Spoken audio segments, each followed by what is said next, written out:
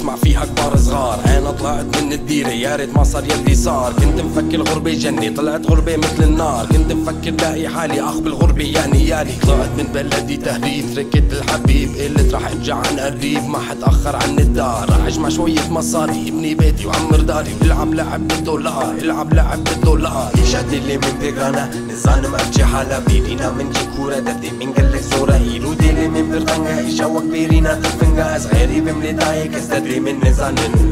أستي ترسم بكهورم دينا في غريبة وندابم أفولتنا والله منا النجي هيبا فوكالي منا دلي خوبي خوش ديكم بس حرتش ناهي منا اي فلك جمتي واكر من مربي من بلاكر.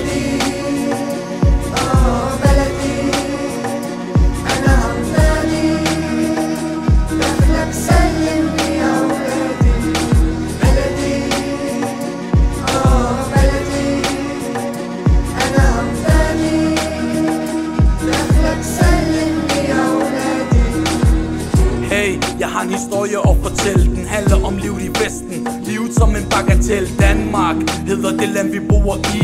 Stadig statsløs hvis I ved hvad det vil sige. Palæstinenser, ja det løber i mit blod. De sukkersød drømme, få dem ud af jeres hoved. For vi lever et sted hvor det mentalt er hårdt. Ingen vil give os arbejde så vi tjener på sort. Kigger på verden, hjælpeløs herfra.